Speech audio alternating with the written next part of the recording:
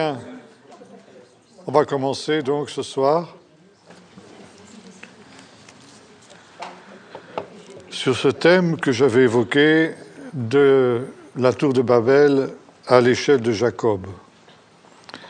On va lire quelques versets dans le chapitre 11 du livre de la Genèse et nous lisons donc ce qui concerne la tour. Or, toute la terre parlait un même langage avec les mêmes mots. Partis de l'Orient, ils trouvèrent une ville au pays de Shinéar et ils y habitèrent. Ils se dirent l'un à l'autre, allons, faisons des briques et cuisons-les au feu. La brique leur servit de pierre et le bitume leur servit de mortier. Ils dirent encore, allons, bâtissons-nous une ville et une tour dont le sommet touche au ciel et faisons-nous un nom afin que nous ne soyons pas dispersés sur toute la surface de la terre. L'Éternel descendit pour voir la ville et la tour que baptisaient les fils des hommes. L'Éternel dit, voici un seul peuple, ils parlent un même langage, et voilà ce qu'ils ont entrepris de faire. Maintenant, il n'y aurait plus d'obstacle à ce qu'ils ont décidé de faire. Allons, descendons, et là confondons leur langage, afin qu'ils n'entendent plus le langage les uns des autres. L'Éternel les dissémina loin de là sur toute la surface de la terre, et ils cessèrent de bâtir la ville. C'est pourquoi on l'appela du nom de Babel, car c'est là que l'Éternel confondit le langage de toute la terre, et c'est de là que l'Éternel les dissémina sur toute la surface de la terre. Cet épisode de la tour de Babel a donné lieu à de très nombreux commentaires, et notamment sur le fait de savoir quel était le péché des gens de Babel pour laquelle ils ont été châtiés par le Seigneur. L'opinion la plus courante, c'est qu'ils avaient élevé une tour trop haute qui indisposait le Seigneur et que, à cause de cela, eh bien, le Seigneur est intervenu. Mais cette tour qu'ils avaient construite était une misérable taupinière en face de ce que le Seigneur, dans sa grandeur, peut connaître. Et est-ce qu'on peut se demander vraiment si Dieu est contre les bâtiments élevés, contre l'Empire State Building? C'est peu probable. Il nous faut donc chercher ailleurs. La deuxième opinion, c'est que le Seigneur voulait qu'ils se dispersent sur toute la surface de la terre et qu'ils ont voulu rester ensemble. Ça aussi, c'est une opinion qui ne tient pas la route, parce que dans la Bible, le rassemblement est toujours positif et la dispersion, au contraire, est toujours négative. La dispersion, c'est l'exil, c'est le châtiment, c'est le jugement. Par conséquent, là aussi, c'est une opinion qui n'est pas valable. Quel est donc le péché des gens de Babel? Eh bien, cela nous est dit dans le texte que nous avons lu. Faisons-nous un nom. Se faire un nom. Et là, il faut souligner l'importance du nom dans la Bible. Le nom, ça n'est pas seulement, comme dans notre culture, une mention sur un registre d'état civil. Le nom, c'est la personne même. Et nommer quelqu'un ou nommer quelque chose, c'est prendre autorité sur ce quelqu'un ou sur ce quelque chose. Par exemple, quand Dieu au commencement crée, dans le récit du premier chapitre de la Genèse, Dieu nomme ce qu'il a créé.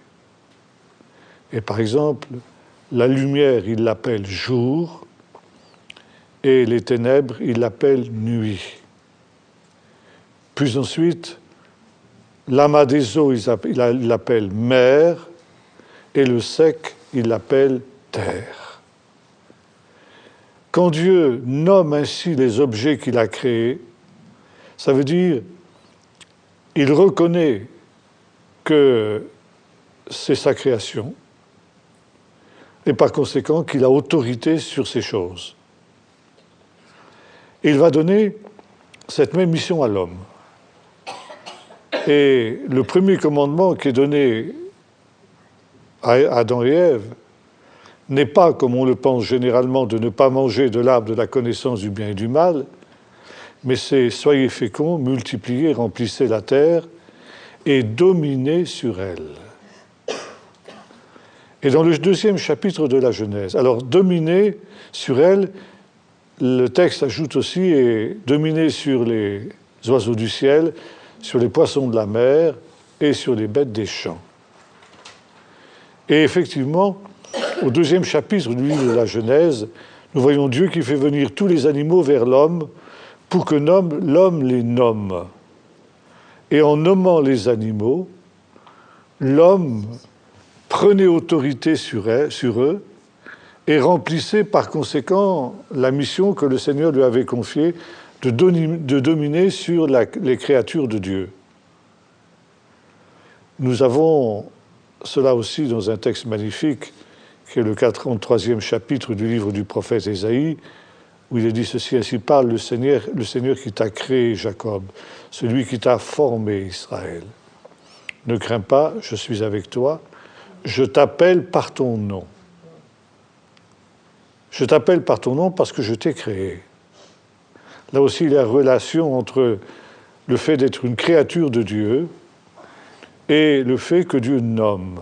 Je t'appelle par ton nom, et parce que je t'appelle par ton nom, tu es à moi. J'ai autorité sur toi. Mais non seulement j'ai autorité sur toi, mais en même temps j'ai des responsabilités envers toi. C'est pourquoi tu n'as rien à craindre.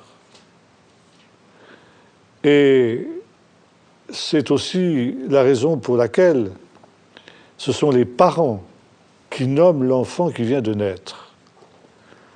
Et nous retrouvons cela dans notre culture moderne. Là aussi, c'est encore le rôle des parents de nommer l'enfant. Et en nommant l'enfant, qu'est-ce que les parents font?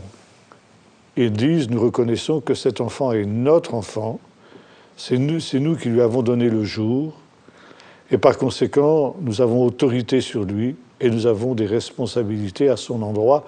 C'est ce que nous affirmons en le nommant. Et voilà, ici, les hommes de Babel, eux, refusent d'être nommés par Dieu. Faisons-nous un nom. Ça veut dire, ils refusent l'autorité, ils refusent la souveraineté de Dieu sur eux. Ils refusent l'autorité de Dieu sur leur ville, sur leur tour, sur leur civilisation. Et là est bel et bien le péché des gens de Babel. Faisons-nous un nom, c'est-à-dire révoltons-nous contre Dieu. Et Babel, c'est la ville de la révolte. C'est la ville dont Dieu est exclu. Et par conséquent, Dieu va intervenir contre cette ville pour exercer un jugement qui se prendra la forme d'un exil et qui va provoquer le fait que la ville cessera d'être construite, avec évidemment toujours cette nostalgie qui n'a cessé de hanter la mémoire de l'humanité depuis les origines, achever, reconstruire et achever Babel. Et il faudra attendre le livre de l'Apocalypse pour que nous trouvions Babylone, Babel, Babylone, c'est la même chose, n'est-ce pas? Cette fois-ci, totalement achevée. Et ce péché des gens de Babel, de se faire un nom, est directement en opposition avec le chapitre 12 du livre de la Genèse. En général, on fait une séparation importante entre le chapitre 11 et le chapitre 12 de la Genèse. On considère que les 11 premiers chapitres du livre de la Genèse concernent l'histoire de l'humanité dans son ensemble, et qu'à partir du chapitre 12, c'est l'histoire d'Abraham et c'est l'histoire du peuple d'Israël qui commence. Et il y a souvent un sous-titre qui sépare ces deux chapitres 11 et 12. En réalité, il faut faire abstraction des sous-titres, il faut faire abstraction de la numérotation des chapitres et des versets et réaliser qu'en fait, le chapitre 11 et le chapitre 12 du livre de la Genèse forment une seule et même unité littéraire. Et nous trouvons Abraham. Abraham qui va sortir de Babel, qui est, si j'ose dire, lui aussi pris dans ce mouvement d'exil qui part de cet endroit, qui signifie en akkadien Babylone. Babylone, c'est la forme grecque du mot akkadien Bab Illin, ce qui signifie la porte des dieux. Et voilà Abraham qui va quitter cet endroit. Et le Seigneur lui dit ceci: va-t'en de ton pays, de ta patrie, de la maison de ton père, vers le pays que je te montrerai. Je ferai de toi une grande nation, je te bénirai, je rendrai ton nom grand. Et là, nous retrouvons le nom. Ce nom que les gens de Babel n'avaient pas voulu recevoir de Dieu. Ils avaient voulu se nommer eux-mêmes. Et pour reprendre le vieux slogan des anarchistes, c'était ni Dieu ni maître. Être leur propre maître, ne devoir être responsable à personne si ce n'est à eux seuls. Et alors que Dieu disperse ces gens sur toute la surface de la terre, Dieu va prendre parmi ces exilés un homme, Abraham, qui lui va accepter de se laisser nommer par Dieu. Et c'est en cela que Abraham va être le prototype d'une humanité nouvelle. Une humanité qui, contrairement à l'humanité issue de Babel, qui ne veut dépendre de personne et surtout pas de Dieu, Abraham, lui, au contraire, accepte d'obéir à Dieu. Ça veut dire qu'il accepte la souveraineté de Dieu, il accepte d'être nommé par Dieu. Et Dieu lui fait cette promesse: je rendrai ton nom grand. Remarquons qu'il y a une promesse un peu identique qui est faite à David beaucoup plus tard. Et Dieu dira à David: j'ai rendu ton nom grand, aussi grand que tous les grands de la terre. Et si David est un homme selon le cœur de Dieu, un homme qui est le chantre agréable à l'Éternel, comme le dira un autre texte, c'est précisément parce que lui aussi, il accepte la souveraineté de Dieu sur sa vie, il accepte d'être nommé par Dieu. Et Abraham va sortir de cette ville orgueilleuse qu'est Babylone. Cette ville qui se considère comme la porte des dieux, autrement dit comme la porte du ciel. Cette ville qui se veut la métropole religieuse de toute l'humanité et qui, d'une certaine manière, le restera pendant toute l'Antiquité, au moins jusqu'à la période d'Alexandre le Grand. Et à ce titre-là, Babylone, c'est la porte du ciel, c'est, comme le disait hier le rabbin, c'est le point de rencontre entre le ciel et la terre, entre le monde fini et puis le monde infini, entre le temps et entre l'éternité. Et pendant toute l'Antiquité, les hommes et les femmes, de quelque peuple qu'ils appartiennent, viendront à Babylone pour chercher cette expérience mystique en quelque sorte. Et voilà que Abraham est invité à quitter cette métropole religieuse du monde ancien. Et Dieu lui dit: va vers le pays que je te montrerai. Un pays qu'il ne nomme pas, du moins dans un premier temps, et qui sera le pays de la bénédiction. Il est très intéressant de remarquer que Dieu dit à Abraham qu'il ne pourra pas voir la promesse qui lui fait d'être béni et d'être en bénédiction s'il demeure en Babylonie. Ur, c'est en Babylonie. la ville dure, elle est à quelque distance de Babylone, donc on peut dire que c'est de Babylone que sort Abraham. Va vers le pays que je te montrerai. Et c'est dans ce pays-là que je te donnerai cette bénédiction et que tu pourras devenir toi aussi une bénédiction pour toutes les nations de la terre, selon la volonté de Dieu en ce qui le concernait. Et c'est ainsi qu'Abraham va venir s'établir dans la terre promise. Puis, ce sera Isaac. On était dans le tombeau des patriarches aujourd'hui, et nous avons vu ces trois générations, Abraham, Isaac et Jacob. Et c'est ainsi que nous arrivons à la troisième génération, la génération de Jacob. Et la génération de Jacob est une génération très spéciale. Il y a en effet un conflit entre les deux frères jumeaux, Ésaü et Jacob. Un conflit dans lequel Jacob ne va pas jouer le beau rôle, bien que, en fin de compte, il soit celui par lequel va passer la promesse qui avait été faite à Abraham d'être béni et d'être en bénédiction pour tous les peuples de la terre. Mais Jacob, comme son nom l'indique, Yaakov en hébreu, signifie le tordu. Tordu moralement, évidemment. Ça veut dire menteur, supplanteur.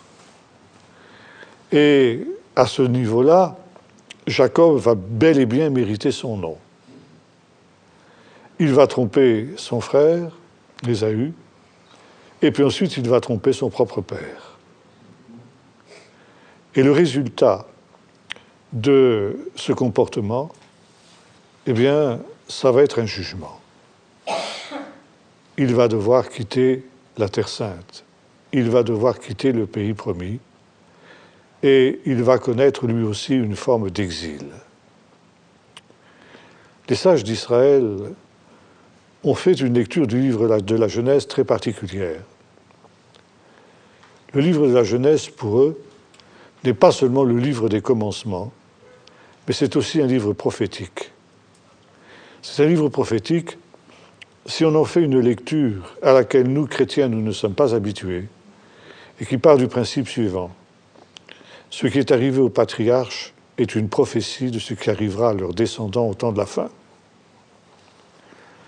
Et par conséquent, si nous lisons le livre de la Genèse de cette manière, nous découvrons toute l'histoire et tout l'avenir du peuple d'Israël.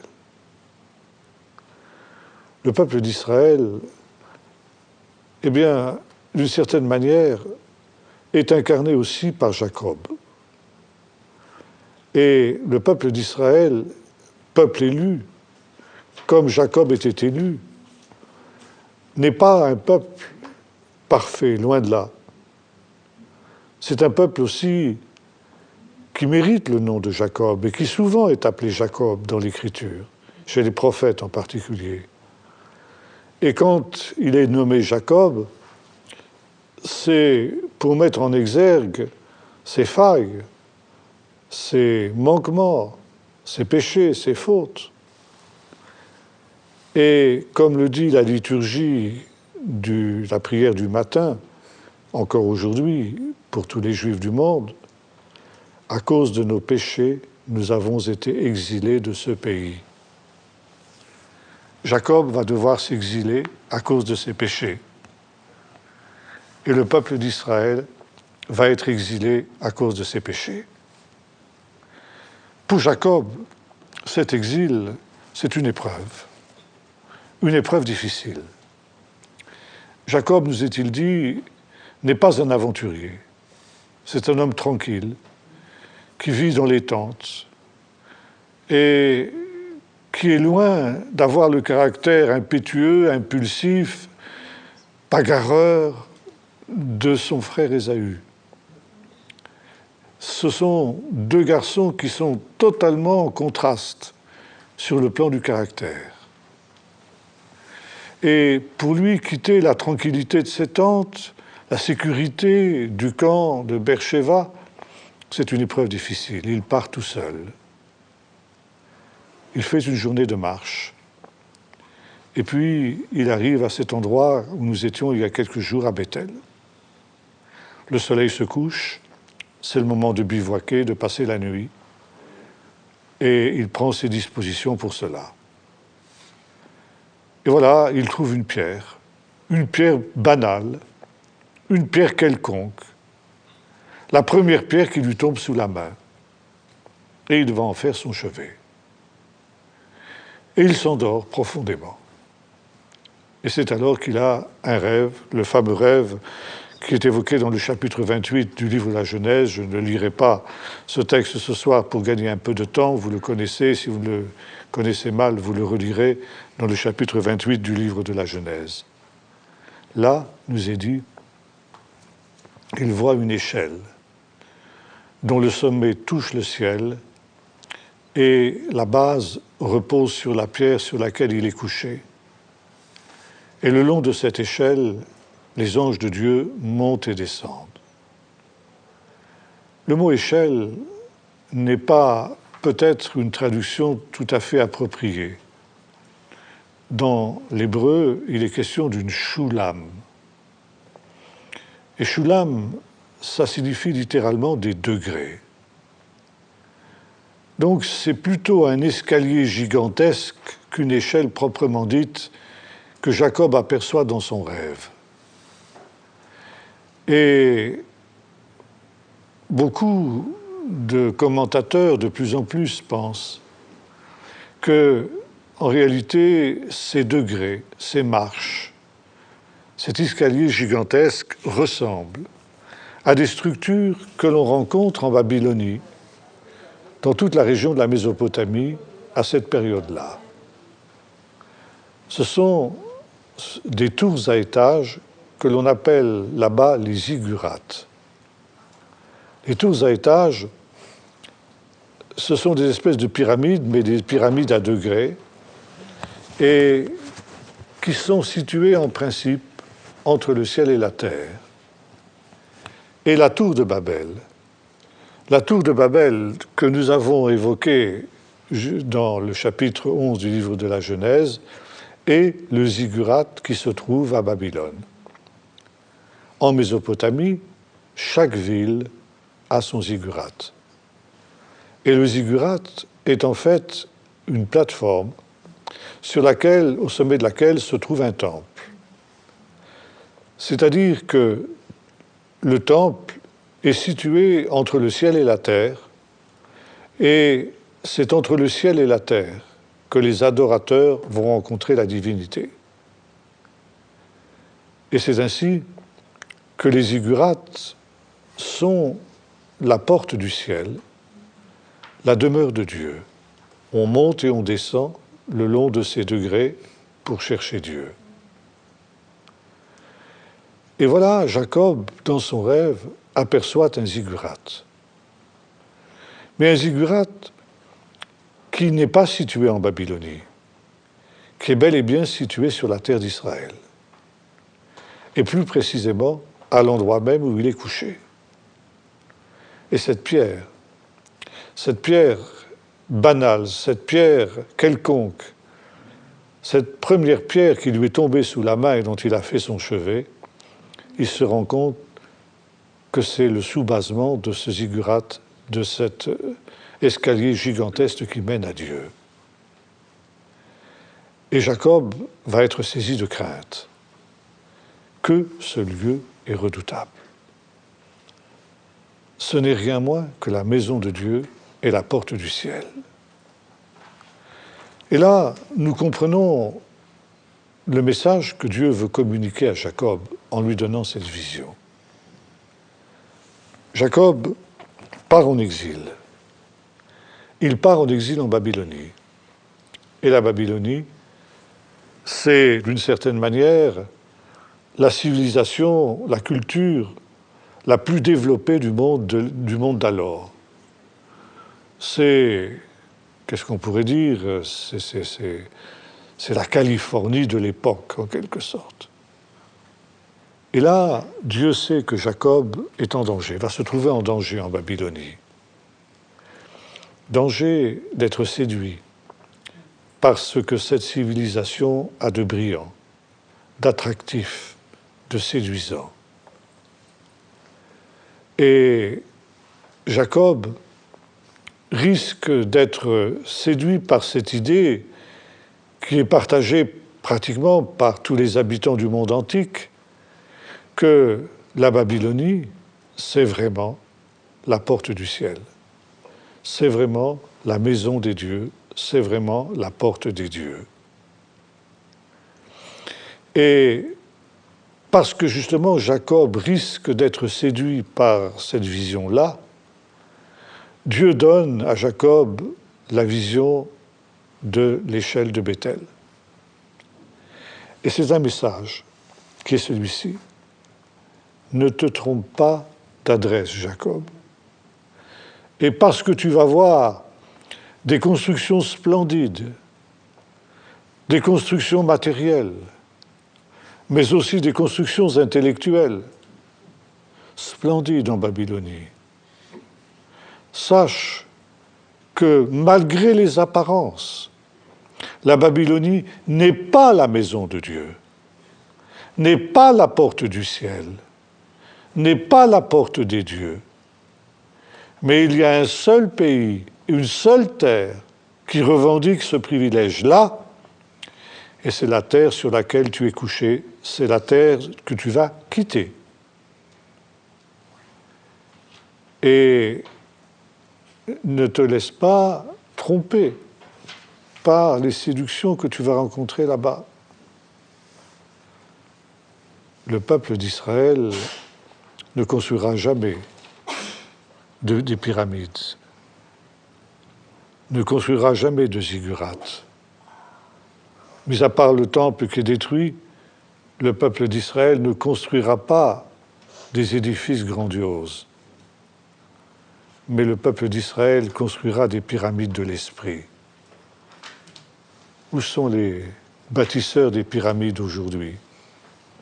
Où sont les bâtisseurs des ziggurats? Dans des musées. Les Égyptiens modernes n'ont plus rien à voir avec les bâtisseurs des pyramides. Les Irakiens modernes n'ont plus rien à voir avec les constructeurs des ziggurats. Israël n'a rien construit de semblable, mais Israël a construit des pyramides de l'esprit. Et là où les autres peuples ont disparu, le peuple d'Israël continue, lui, à exister. Et Dieu, donc, avertit Jacob. La maison de Dieu, c'est ici. C'est ici et pas ailleurs. Et voilà. Le problème, c'est que Jacob va quitter ce pays, qui est le centre du monde. Ce pays, qui est le lieu à partir duquel Dieu veut donner sa bénédiction au monde entier. Et Jacob va connaître bien des tribulations, bien des vicissitudes dans son exil. L'exil, c'est un jugement. L'exil, c'est quelque chose de négatif. Et voilà, il y a des anges. Des anges qui montent et qui descendent. Je ne suis pas tout à fait d'accord avec l'interprétation que notre ami David Pasder a donnée de ces anges quand il était avec nous il y a quelques jours. Par politesse, je n'ai pas voulu évidemment le contredire, mais je mets un gros point d'interrogation sur l'interprétation qui a été la sienne. Les anges, ce sont des envoyés de Dieu. Il y a des anges qui montent et il y a des anges qui descendent. Il y a d'abord des anges qui descendent et il y a ensuite des anges qui montent. Il faudrait que ceux qui ont du mal à m'entendre s'approchent, parce que moi, je ne peux pas élever la voix, je ne peux pas forcer sur ma voix. Alors, si vous avez des difficultés, je vois qu'il y en a des difficultés, approchez-vous.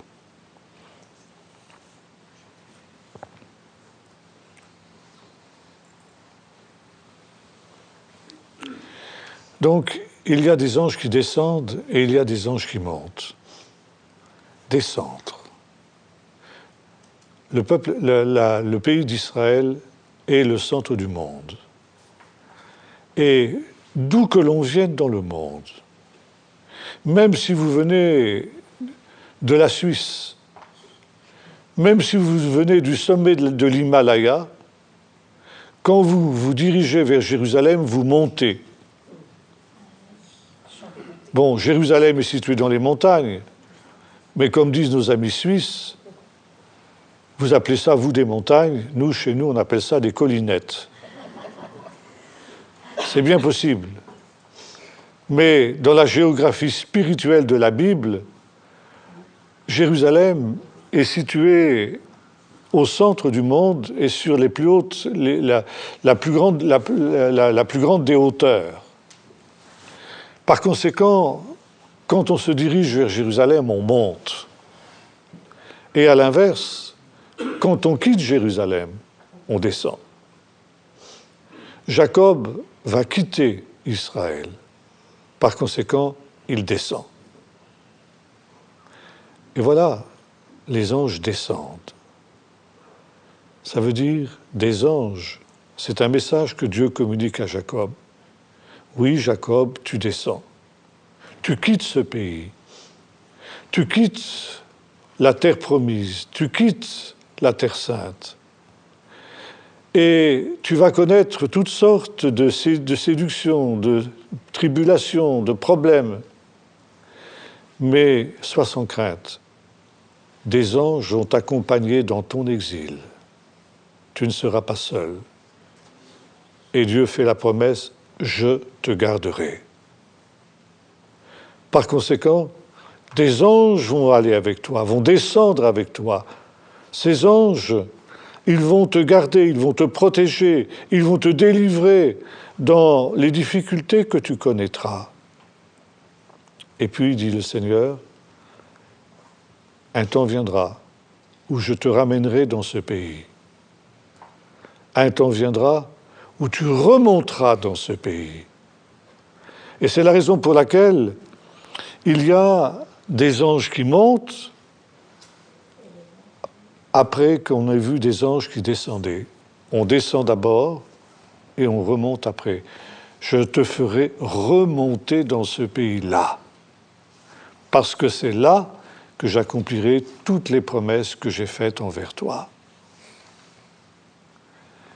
Et c'est donc ici un message important que Dieu communique à Jacob au moment où Jacob va quitter la terre promise. Et quand Jacob se réveille, il a compris le message, que ce lieu est redoutable. Ce n'est rien moins que la maison de Dieu, Bethel, ça veut dire la maison de Dieu, et la porte du ciel, c'est-à-dire Bab-Ilin, la véritable Babylone.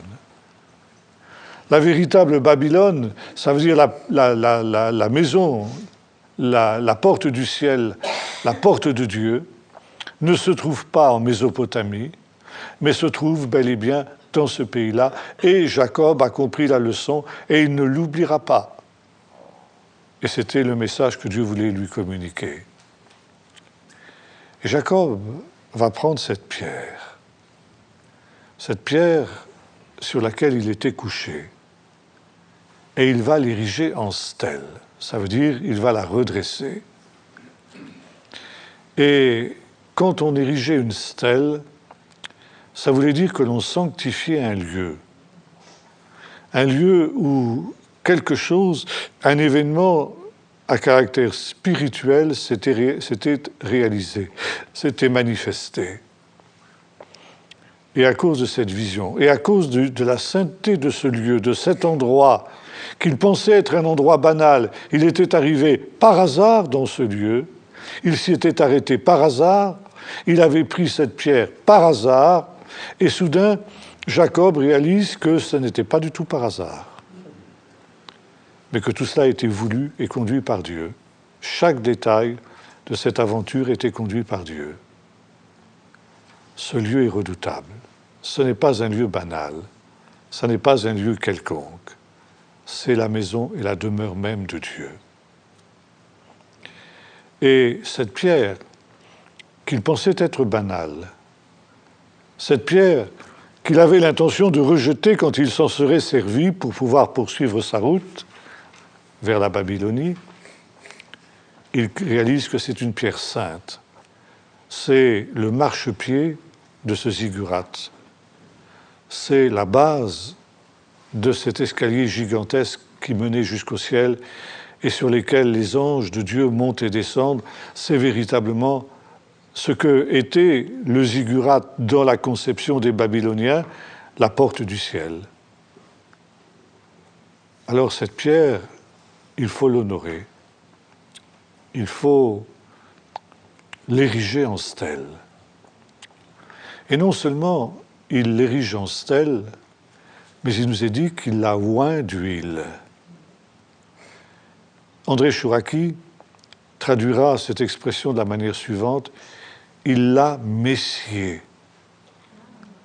Parce que messie, Mashiach en hébreu, ça vient du verbe limshor, qui signifie oindre. Qu'est-ce que c'est que le Messie? C'est le roi qui a été oint par Dieu. Oint d'huile, mais l'onction d'huile était l'image et le symbole d'une autre onction invisible qui devait être le fait du roi, c'est-à-dire l'onction du Saint-Esprit.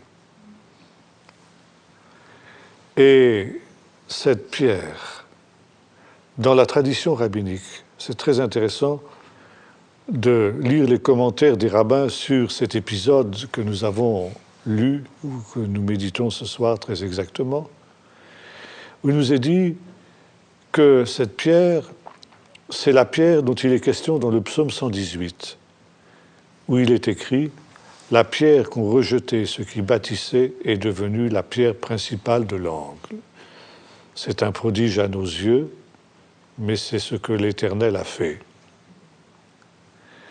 Et la pierre qui a été rejetée, disent les rabbins, n'était autre que le Messie. Et voilà, Jacob avait rencontré cette pierre qui pour lui était une pierre banale et qu'il avait l'intention de rejeter. Et alors qu'il avait l'intention de la rejeter, il se rend compte que cette pierre n'est pas n'importe quelle pierre, mais qu'elle est la pierre principale, la pierre de l'angle. Et c'est une pierre précieuse, choisie par Dieu, et il va la reconnaître et l'honorer comme telle.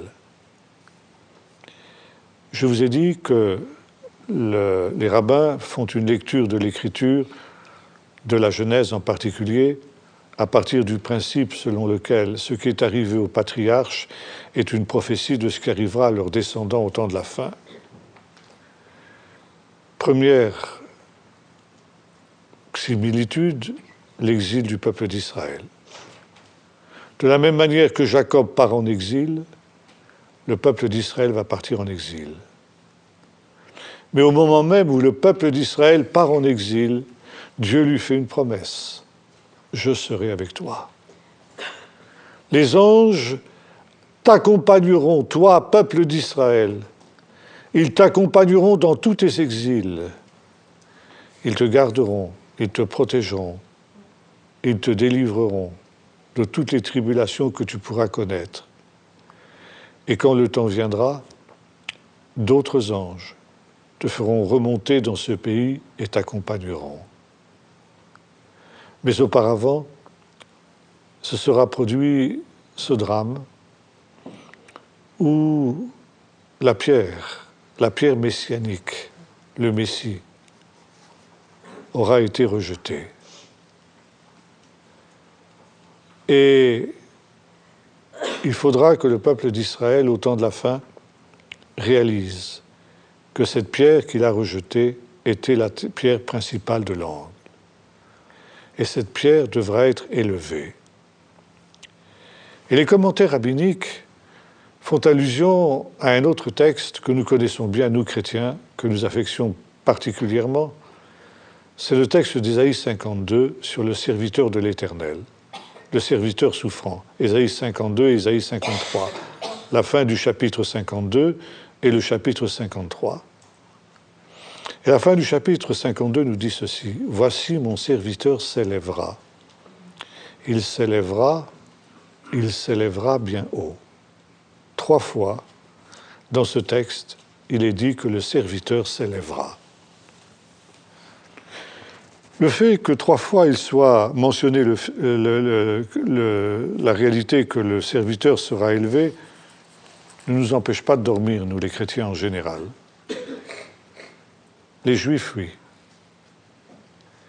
Et on se pose la question, pourquoi le Saint-Esprit a-t-il éprouvé le besoin de nous rappeler à 3 reprises que le Messie s'élèvera? Alors il y a un texte que nous avons retrouvé à Qumran, mais qu'on connaissait déjà par un écrit du Moyen-Âge, un écrit rabbinique du Moyen-Âge, ce qui prouve que cet écrit était très ancien. Il était connu à l'époque du Deuxième Temple, c'est-à-dire à l'époque du Nouveau Testament. Il était connu de Jésus, il était connu des apôtres. Et ce texte nous dit ceci. 3 fois, il nous est dit que le serviteur s'élèvera. Et ce serviteur, c'est la pierre de Béthel. Cette pierre qui devait être rejetée, mais qui deviendra la pierre principale, la pierre de langue, et qui par conséquent, de la même manière que Jacob a dressé cette pierre, l'a élevée pour en faire une stèle, de la même manière, cette pierre sera élevée et ensuite sera ointe du Saint-Esprit, comme Jacob a oint la pierre de Béthel avec de l'huile. Pourquoi 3 fois est-il question de cette élévation du Messie? Pourquoi 3 fois est-il question de l'élévation de cette pierre? Parce que le Messie, le serviteur de l'Éternel, s'élèvera au-dessus de tout ce qu'Israël aura produit de mieux. Qu'est-ce qu'Israël a produit de mieux? Eh bien, la première, c'est ce dont nous avons parlé, c'est Abraham. Abraham, c'est le point de départ, c'est le rocher. Il est comparé à un rocher dans le chapitre 51 du livre du prophète Ésaïe. Portez les regards vers Abraham, votre père, le rocher dont vous avez été tirés. Le rocher, la pierre, on retrouve cette idée aussi dans ce chapitre 51 du livre du prophète Ésaïe. Voici mon serviteur s'élèvera. Donc, dit le commentaire, le serviteur s'élèvera plus haut qu'Abraham. Il sera plus élevé qu'Abraham. Et puis une deuxième fois, il est dit que le serviteur s'élèvera. Donc, il s'élèvera au-dessus d'un deuxième personnage qui est aussi ce qu'Israël a produit de mieux. Après Abraham, qu'est-ce qu'Israël a produit de mieux? La réponse est simple, Moïse. Par conséquent, le Messie s'élèvera au-dessus de Moïse. Et puis, troisième mention de l'élévation du Messie. Il s'élèvera et il s'élèvera bien haut. On a parlé d'Abraham, on a parlé de Moïse. Peut-on trouver dans l'histoire d'Israël quelque chose qui soit plus élevé que ces 2 personnages-là? Non. Donc, il faut chercher, le troisième s'élèvera, non plus sur la terre, mais dans le ciel. Et dans le ciel, qu'est-ce qu'il y a d'élevé? Jérusalem, elle est sur terre, il y a une Jérusalem céleste, c'est vrai aussi, mais ce sont des personnages, c'est pas une réalité immatérielle, disons matérielle plus exactement. Non, ce sont les anges. Et le texte nous dit ceci, le serviteur s'élèvera plus haut que les anges du service. Il y a toute une hiérarchie angélique. Il y a des anges qui sont plus élevés en dignité que d'autres. Et au sommet de la hiérarchie angélique, il y a ce qu'on appelle les anges du service. et le Messie s'élèvera plus haut que les anges du service. Le serviteur s'élèvera donc plus haut qu'Abraham, plus haut que Moïse et plus haut que les anges du service. 3 fois, il s'élèvera. Or, si vous lisez l'Épître aux Hébreux, vous allez constater que c'est exactement le plan de l'Épître aux Hébreux. L'auteur de l'Épître commence par démontrer qu'Abraham est supérieur aux anges, que Jésus est supérieur aux anges, auxquels des anges à qui il a été dit, et il cite le psaume, « Tu es mon fils, je t'ai engendré aujourd'hui ». Deuxièmement, l'Épître aux Hébreux nous montre que Jésus est supérieur à Moïse, qui a été fidèle dans toute la maison de Dieu. Et troisièmement, l'Épître aux Hébreux nous montre que Jésus est supérieur à Abraham, ce qui veut dire que l'auteur de l'Épître aux Hébreux connaissait ce midrash-là. Il connaissait ce commentaire et il le cite. Et ça, c'est directement en relation avec le songe de Béthel. Et il y a l'idée que cette pierre de Béthel, elle a été, ça c'est dans le midrash, évidemment c'est assez légendaire, mais je le cite quand même parce que c'est quand même intéressant de le savoir. La pierre de Béthel, cette pierre qui était la pierre messianique par excellence, eh bien, elle a été transportée à Jérusalem. Et sous le dôme du rocher, ça veut dire sur l'aire d'Ornan, le Yévousien, endroit où se dressera le temple de Jérusalem par la suite, eh bien, le temple s'élèvera sur cette pierre-là. Ça veut dire sur le Messie, qui est aussi, à sa manière, un temple, le temple du Seigneur. Jésus disait à ses adversaires, « Détruisez ce temple, et en 3 jours, je le rebâtirai. » Et il parlait, nous est-il dit, du temple de son corps. Par conséquent, ici, le Messie est le temple. Et on retrouve un écho de ce midrash-là aussi dans ce texte que je viens d'évoquer.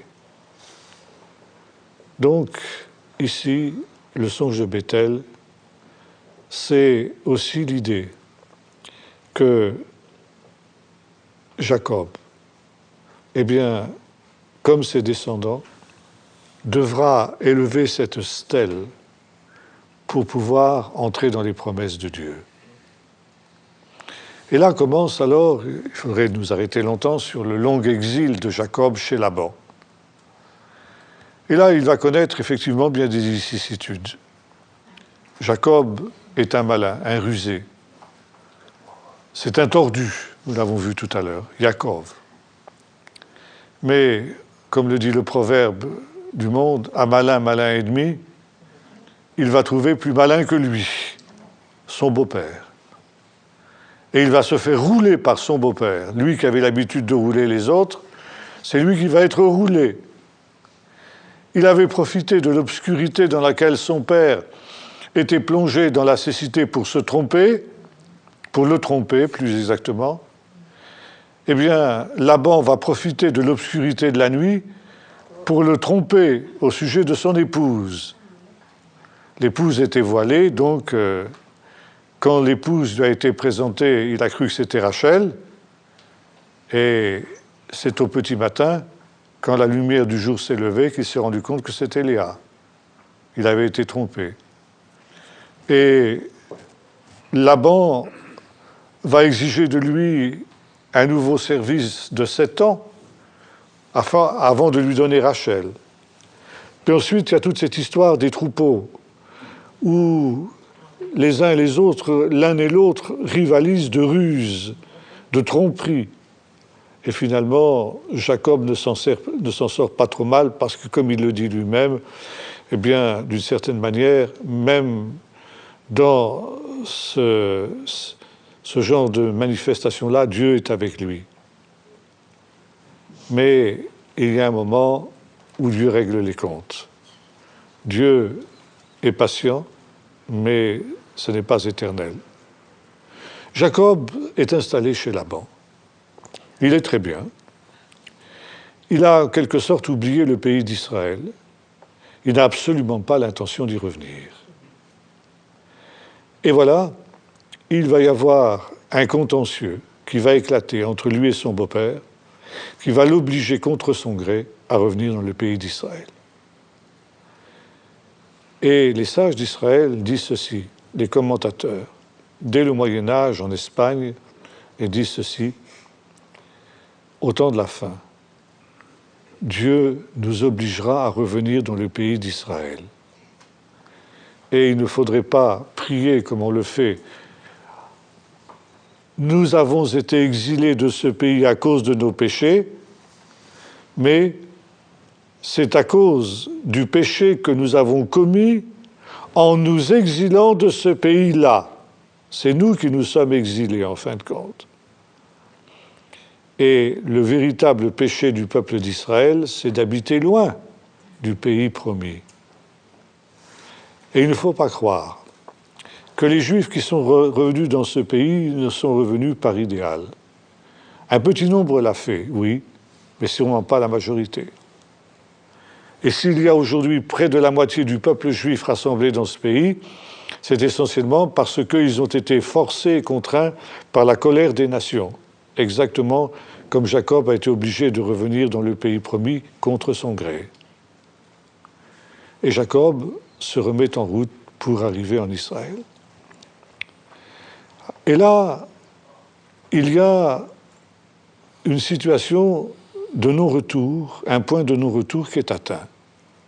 Laban le poursuit pour lui faire un mauvais sort, et Dieu va intervenir pour empêcher Laban de mettre ses projets à exécution en ce qui concerne Jacob. Mais il va y avoir un accord conclu entre le beau-père et le gendre, où ils vont établir un monceau de pierre qui va être un signe, une frontière. Laban n'ira pas vers l'ouest pour aller vers Jacob, mais Jacob ne retournera pas vers l'est pour aller vers Laban. Ça veut dire que tout retour en arrière est impossible. Il se met en route vers l'ouest, vers le pays d'Israël, mais il n'a plus du tout, quoi qu'il arrive, la possibilité de revenir en arrière. C'est vraiment le point de non-retour qui a été atteint. Et là, Jacob arrive en vue du pays de Canaan, en vue du Jourdain. Bien, il a une petite crainte avant de franchir le Jourdain. Quelles sont les dispositions de son frère Ésaü? Il a quitté le pays d'Israël à cause de la colère d'Ésaü, à cause de la haine d'Ésaü et à cause des volontés homicides d'Ésaü, des projets homicides d'Ésaü. Le temps a passé, des années ont passé, plus de 14 ans ont passé, et Jacob se dit « Oh, la colère d'Ésaü a dû s'apaiser ». Donc, le temps a fait son œuvre, et puis on va pouvoir s'arranger. Mais il tient à en être sûr. Et il envoie des messagers vers son frère pour lui signaler son retour. Et les messagers reviennent en disant à Jacob, ton frère vient à ta rencontre avec 400 hommes pour régler ton compte. Ça veut dire que la colère d'Ésaü n'a pas diminué d'un gramme. Il est toujours dans les mêmes dispositions d'esprit que celles dans lesquelles il était quand Jacob a quitté le pays de Canaan. Et Jacob panique. Voyez-vous, là aussi, c'est une prophétie de ce qui arrivera au temps de la fin. Et les sages d'Israël ont dit ceci, quand nous reviendrons dans le pays promis, la colère des nations n'aura pas diminué. Après la Shoah, on aurait pu penser que le bon vieil antisémitisme aurait disparu, que les nations se rendraient compte de l'énormité de leurs crimes et par conséquent s'en détourneraient, s'en repentiraient. Et nous voyons aujourd'hui que 70 ans après la Shoah, eh bien, on est revenu au point zéro on est revenu exactement à la situation d'entre les deux guerres mondiales en ce qui concerne l'antisémitisme européen. L'antisémitisme est le même. La haine d'Ésaü n'a pas diminué d'un pouce. Et les sages ont vu en Ésaü une image de l'Europe et du christianisme au temps de la fin. Il y a deux frères ennemis, deux frères jumeaux, que sont Ésaü et Jacob, et que sont le christianisme et le judaïsme. Christianisme et judaïsme, pour les sages d'Israël, sont frères ennemis. Et on sait qu'il n'y a pas de pire haine, de pire inimitié que celle de frères. Et par conséquent, ici, c'est à cause de la haine de ce frère aîné qu'Israël a dû s'exiler. Et ce sont en effet les Romains, y compris l'Empire romain devenu chrétien, entre guillemets, qui ont contraint le peuple d'Israël à s'exiler. Et l'on aurait pu penser qu'au temps de la fin, 2000 ans après, alors qu'Israël revient dans son pays, cette haine, elle s'est estompée.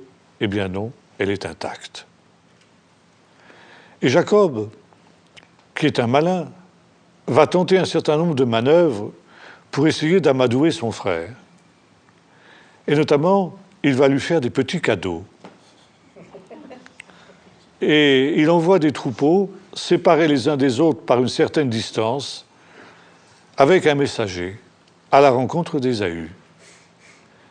Et il dit au premier, quand tu rencontreras mon frère, tu diras à ce dernier, daigne accepter un petit cadeau de la part de ton frère Jacob, qui désire par ce moyen-là trouver grâce à tes yeux.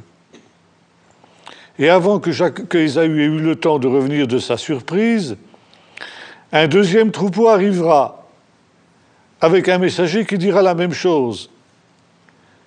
Et ce serait bien extraordinaire si, en fin de compte, pense Jacob, Ésaü ne se laissait pas séduire, ne se laissait pas fléchir. Mais il n'est pas très sûr, néanmoins.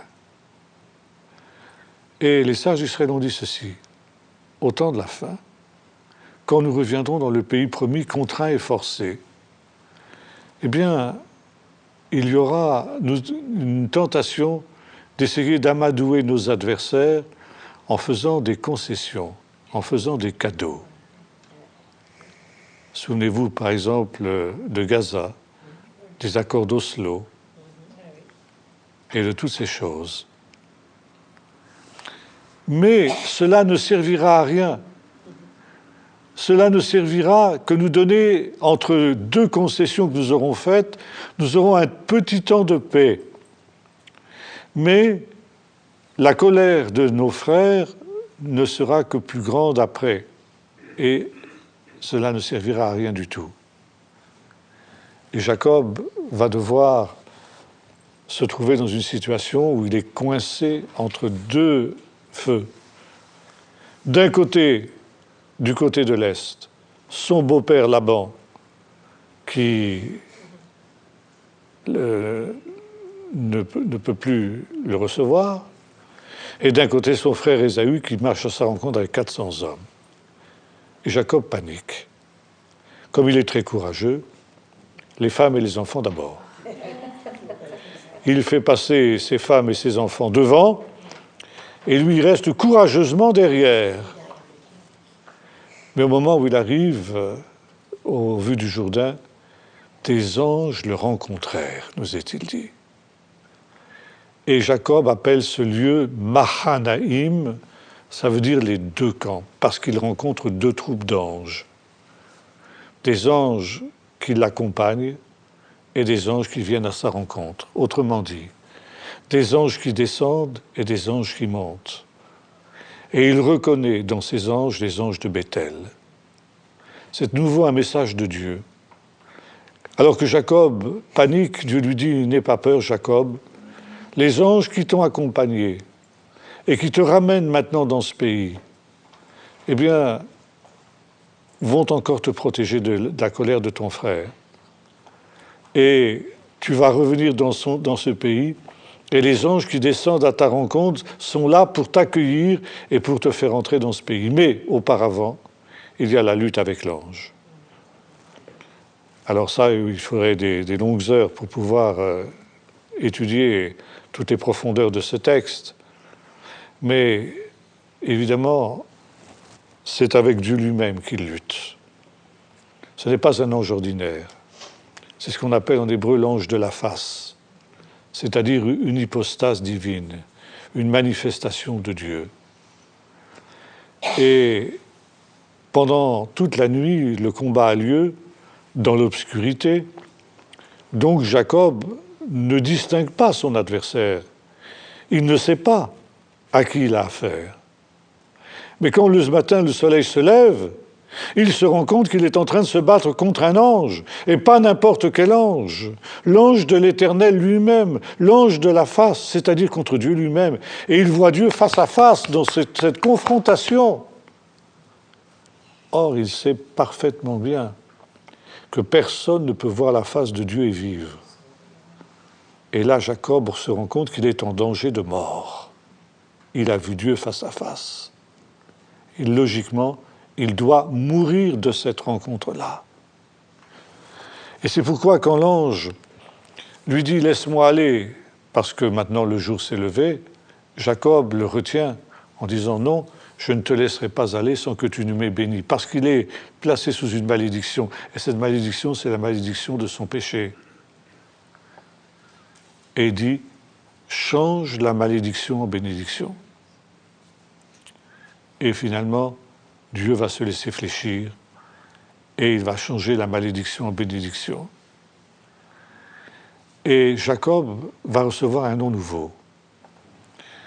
Jacob, le tordu, le menteur, le supplanteur, va laisser la place à Israël.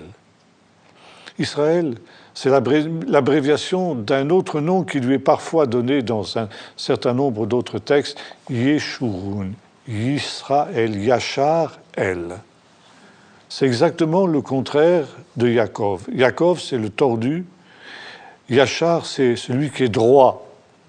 Yeshurun, Yachar, El, Israël, Yachar, El, c'est le juste de Dieu. Jacob est redressé. Il cesse d'être le tordu pour devenir un homme juste, un homme droit aux yeux de Dieu. Israël, il y a une autre étymologie possible également. C'est Sarita et Elohim, Anashim et Elohim, tu as combattu contre Dieu et contre des hommes et tu as été vainqueur. Israël, c'est celui qui lutte contre Dieu au nom des hommes et qui lutte contre les hommes au nom de Dieu. Et Jacob va donc ici se mettre en ordre avec Dieu. Pendant ce combat de Péniel, Dieu règle ses comptes avec Jacob. Dieu l'empêche de franchir le Jourdain parce qu'il ne peut pas franchir le Jourdain en tant que Jacob, en tant que le vieux Jacob, le vieux tordu, le supplanteur. Il faut qu'il soit changé, il faut qu'il soit transformé. Et ce n'est que lorsqu'il est transformé qu'il est devenu Israël qu'il traverse le Jourdain. Et c'est en tant qu'Israël qu'il va rencontrer Ésaü, son frère. Et voyez-vous ce qui est extraordinaire, comme l'ont noté les sages d'Israël, c'est qu'à partir du moment où Jacob a réglé ses comptes avec Dieu et où tout est en ordre avec Dieu, eh bien la colère de son frère disparaît comme par enchantement. Et ce qui aurait dû se terminer par un bain de sang dans cette rencontre entre Jacob et Ésaü se termine par la réconciliation entre les deux frères. Ça veut dire, disent les sages d'Israël, que la colère de Jacob, la colère d'Ésaü, c'était en réalité la colère de Dieu. Et qu'à partir du moment où Jacob est en règle avec Dieu, la colère d'Ésaü n'a plus lieu d'être et elle disparaît comme par enchantement. Et voyez-vous, l'extraordinaire, c'est que les commentaires des sages du Moyen-Âge disent ceci. Quand nous reviendrons dans notre pays, il y aura de la part des habitants du pays et du christianisme il y aura de la colère contre nous. Il y aura une volonté de nous empêcher de revenir dans ce pays. Ils feront tout pour nous empêcher de revenir dans le pays. Et en réalité, c'est parce que Dieu sera irrité contre nous, parce que nous serons en porte-à-faux vis-à-vis de Dieu. Mais quand Dieu aura réglé ses comptes avec nous, quand nous nous serons réconciliés avec Dieu, nous nous réconcilierons avec nos frères. Nous nous réconcilierons avec Ishmaël, les Arabes, et nous nous réconcilierons avec Ésaü, le christianisme. Et voyez-vous, ce qui est arrivé au Père, au patriarche, est une prophétie de ce qui arrivera à leurs descendants au temps de la fin. Et nous sommes en train de vivre exactement ces prophéties-là. Et nous savons qui est l'ange de la face. L'ange de la face, c'est Jésus. Et il faudra que le peuple d'Israël se tourne vers Jésus pour qu'il puisse trouver la paix dans ce pays et qu'il puisse y avoir réconciliation avec les Arabes et avec les chrétiens. Il faudra aussi une conversion des chrétiens, un retour des chrétiens au Seigneur. Et c'est pourquoi ce que nous faisons ici, c'est aussi ce premier pas de cette réconciliation. Nous sommes en quelque sorte, nous qui sommes les chrétiens amis d'Israël, nous sommes les pionniers de cette réconciliation qui se manifestera au temps de la fin, de cette reconnaissance que le peuple d'Israël, malgré ses failles, malgré ses fautes, reste et demeure le peuple de Dieu, et que ce qui est en train de se produire est l'accomplissement des prophéties et l'accomplissement des desseins de Dieu. Je te ramènerai, je ne t'abandonnerai pas jusqu'à ce que je te ramène dans ce pays. Aussi ne crains pas Jacob, mon serviteur. Et Dieu ramène ce peuple dans ce pays pour accomplir les promesses qui avaient été faites à Abraham. Je rendrai ton nom grand. Et parce que je rendrai ton nom grand, parce que tu accepteras de te laisser nommer par moi, ce qu'Israël n'a pas toujours fait, ce qu'Israël a été séduit aussi, comme Jacob risquait de l'être, par les Babylones des nations. Et combien aujourd'hui encore dans ce pays de Juifs, d'Israéliens, sont séduits par les Babylones des nations. Et il faudra que le vieux Jacob soit détruit pour que, Israël accepte de se laisser nommer par Dieu et que Dieu rende son nom grand. Et qu'il revienne ici, cet endroit qui est la porte du ciel, la maison de Dieu, qui est cet endroit où doit être dressée cette stèle, cette pierre qui a été rejetée, mais qui devient la principale de l'angle, et sur laquelle se dresse cet édifice, ce temple, où toutes les nations afflueront au temps de la fin, pour que s'accomplisse la promesse qui avait été faite à Abraham, « Je bénirai ceux qui te béniront, et toutes les nations de la terre seront bénies en toi. » Ce sont des choses que nous sommes en train de vivre aujourd'hui. Ce sont ces accomplissements de ces antiques prophéties que nous voyons s'accomplir sous nos yeux. Et par conséquent, nous pouvons aussi entrer dans cette perspective et dans cette dimension sans attendre les ultimes rebondissements de cette aventure-là, mais sachant que le dénouement de ce drame est proche et que par conséquent nous aussi, nous sommes appelés à être ces instruments de la réconciliation finale telle que le Seigneur l'a voulu. Voilà ce que je voulais vous dire ce soir.